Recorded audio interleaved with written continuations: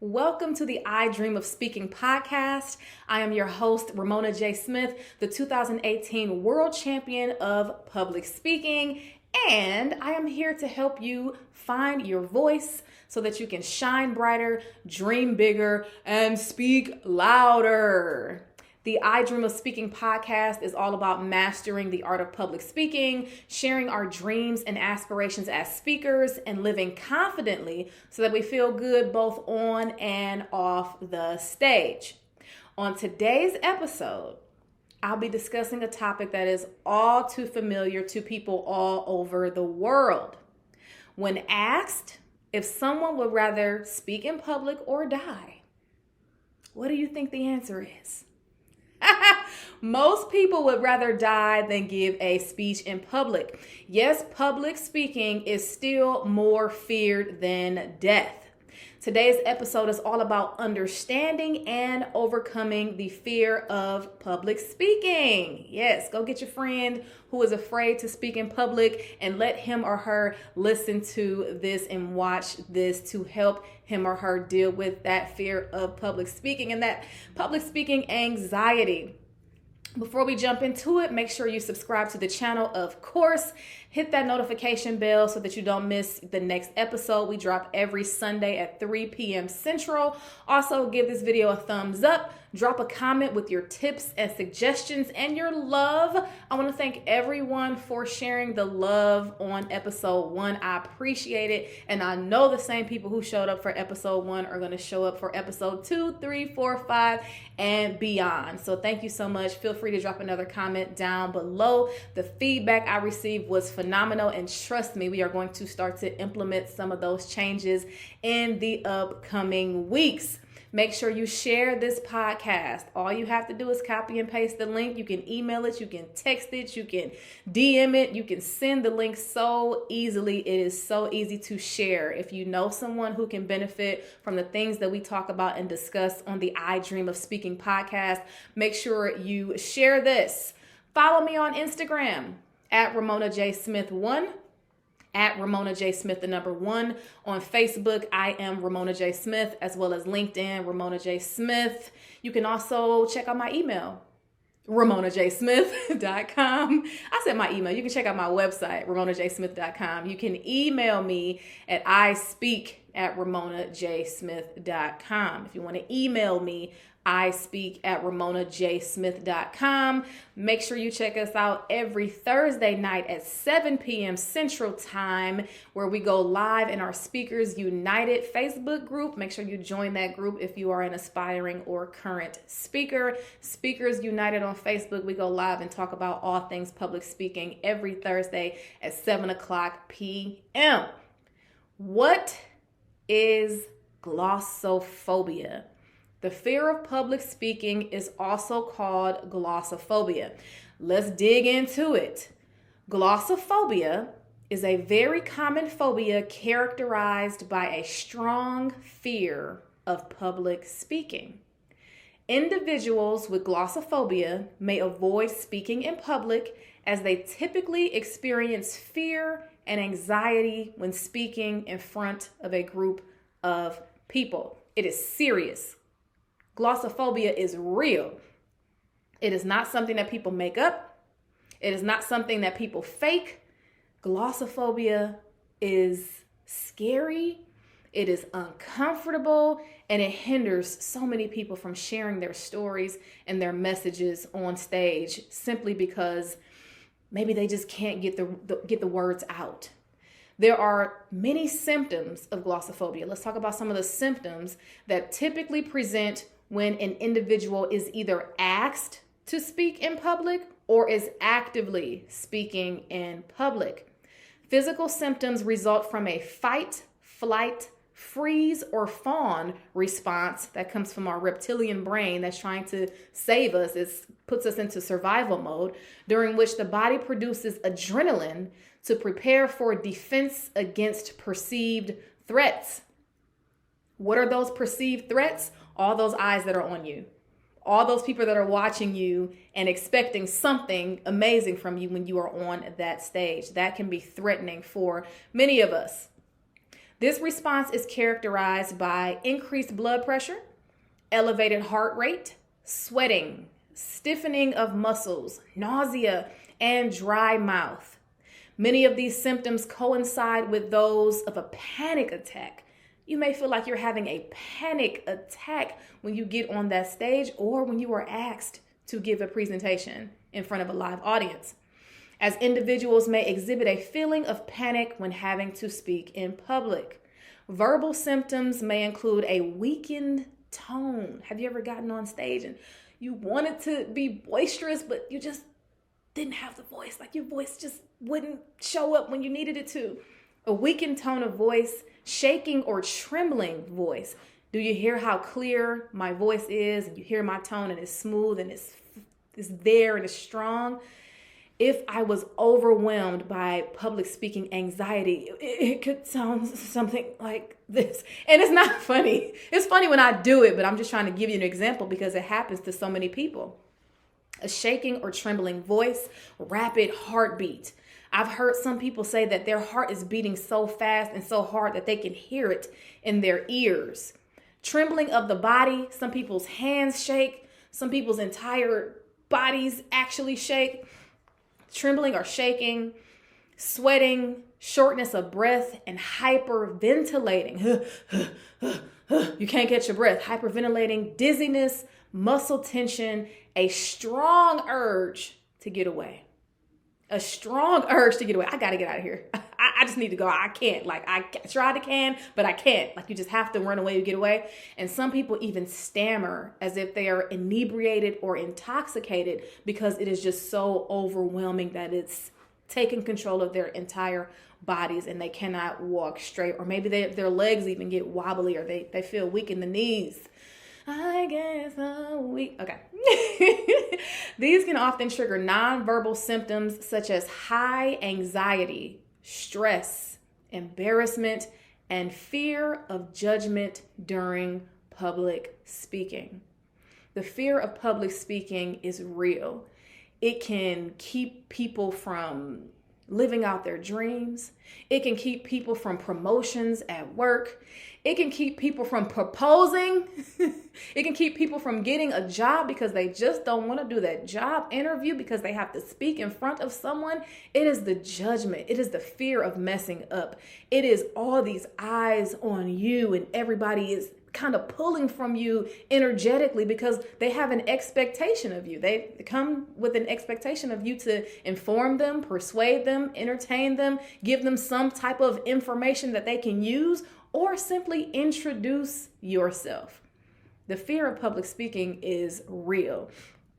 And I am going to share some tips and tricks with all of you out there who are struggling with speaking in public or the idea or just the thought of speaking in public. As you can see, it can take a toll on you mentally. It can take a toll on you physically. Have you ever seen someone get up on stage and you instantly knew that he or she, they hate it. They hate it. This is not for them. They get up there. You can tell they look nervous. They may be shaking or wringing their hands or playing with their clothes or pacing or holding their head, or they could begin to speak and then stop and then apologize. I'm so sorry. I just need a minute. I just can't. And then they just walk off the stage. Some people have it so bad that they even faint. But have no fear. Ramona J. Smith is here. I Dream of Speaking is here. We're going to help you conquer that fear of public speaking. There is hope if you want to. If you want to. Some people don't care to speak in public. Some people are like, you know what? Leave it to the pros. That's okay too. But if you are someone who wants to get over this fear and conquer this public speaking anxiety and this fear of getting on stage, but you know that you really want to, stick around. A question that I often get is, Ramona, have you ever had a fear of public speaking? Have you ever experienced glossophobia? I have to be honest. It's a no for me. It's a no for me. I feel like some people just have a love of being the center of attention. Some people have a love of getting on stage and expressing themselves. I consider myself a very artistic, creative, passionate, animated person. I am energized when I get on that stage. It revives me. It makes me feel like I'm alive. It is what I love to do. When I first started coaching back in 2018, I didn't really have a remedy for it because I had never experienced it. But over the years, as I continued to get the question over and over and over, I started to do some research. And this is what I found about how to overcome public speaking anxiety and the fear of public speaking. The first thing I learned was you can develop rituals, like pre-speaking, pre-game rituals. That way, your mind is focused on other activities and other tasks aside from you speaking on that stage. You have to direct your energy and divert your energy to other things that you create for yourself that you want to do to keep your mind off of that stage and those people and the words that are coming out of your mouth and whether they understand you. And if you have something on your shirt, creating some type of ritual, maybe 3 to 5 steps, will help you to focus more on getting those tasks and rituals done than speaking on stage. Some might say, is that a little OCD? I'm not here to trigger anyone's OCD. I am here to help you focus your energy on something else so that you can get on that stage and perform well. For example, you can have a list of 3 things that you would like to do before you get on the stage, 3 of your rituals, 3 of your tasks. The first thing could be playing a game on your phone. I'm going to play kick the can on my phone and I'm going to play for 2 or 3 minutes. Then I'm going to call my best friend and talk about the weather. Then I'm going to check the sports scores updates. And then I'm going to have a cup of coffee and then I'm going to get on stage. That could be your ritual every single time. You do that every single time. By the time you are done getting your coffee, it's time to get on stage. You got all your rituals complete. You weren't overthinking the audience members. You weren't overthinking what you were going to say so you don't mess up. All you were thinking about was getting those rituals completed because you've already prepared. You've already practiced the speech. You already know the speech. Now let's avoid the anxiety, go through our rituals, get on that stage, kill it. Yes, rituals. The next thing is something very simple that a lot of us already do is breathing. Taking some moments to take in some intentional breaths and breathe them right back out. You can use the Calm app to help you with this. Of course, YouTube has plenty of videos to help you breathe. It'll help you relax, help you slow down those thoughts, help you slow down your heart rate, and get you relaxed and ready to get on that stage and kill it. Another thing is, of course, meditation, being quiet, getting you a good guided meditation from YouTube or the Calm app. This is not sponsored by the Calm app, but anyone who's watching this who may be affiliated with the Calm app, I would love to collaborate with you all. Being calm is so important as speakers. Meditating, silence, a guided meditation to calm you down, clear your mind, and get you ready to get on stage and kill it. Music, of course, listening to music. I love when I see the athletes and they have their big old headphones on, and my son is an athlete, so I got him some of those big old headphones and they just be bobbing and just vibing out in their own little world, just getting ready. Or if you've ever gone to the gym and you see the people with their AirPods in and they just lifting their weights and they just in the zone, no telling what they're listening to, but it gets them in the zone. It gets them ready. You could listen to peaceful music. You could listen to the sound of the rain. You could listen to some Tupac, some DMX, some Nas, whatever is going to get you in the zone that you need to be in. So listen to some music before you speak. Another big one is physical activity. I'm not saying work up a sweat and go to the gym before you speak. I'm just saying you can take a couple of walks around the venue. You can do a couple of jumping jacks in the restroom. Fellas, if you're feeling frisky, you can bust out a couple of push-ups. Now, you don't want to get up with sweat stains underneath your shirt, underneath your armpits, but getting that physical activity done and getting your juices flowing, it's going to help you calm your adrenaline down. And finally, affirmations. Affirmations. Going into your vehicle and looking into your mirror, your rearview mirror, and speaking life over yourself. I'm a great speaker. I'm a powerful speaker. I practice with Ramona. She helped me. We got this. I'm going to go in there and inspire and transform lives. And when I get off of that stage, everybody's going to come up to me and tell me how amazing I was. I'm an amazing speaker. I'm the best speaker in the world. Yes? You can go to the restroom and do that as well. You just don't want anybody to walk in and see you talking to yourself, okay? They may join you though. You might find a new cheerleader. But affirmations, affirming yourself and reminding yourself that if they didn't think you were a great speaker, they wouldn't have asked you to speak. If they didn't think that you were going to do something amazing with your words and with your voice, you would not be there. You're there for a reason. Let's give them that reason. Let's get on that stage and kill it. So rituals, breathing, meditation, music, physical activity, and affirmations are ways that you can calm yourself before you get on that stage. You can calm that anxiety of public speaking before you get on stage. Here are some treatment options. Treatment options can include lifestyle changes, exposure therapy, which is my favorite. Oh, I cannot wait to start getting more in-person clients because my best form of exposure therapy is through karaoke. It's through karaoke. There's also something called CBT, cognitive behavioral therapy. And in some cases, people may take medication to ease their anxiety. But in general, overcoming glossophobia is not a simple process, and it requires a lot of patience, willingness, and commitment from the affected individual. I have one more way that you can overcome public speaking and get over your fear of speaking in public. But before I give you that, I have to give you the number one no-no.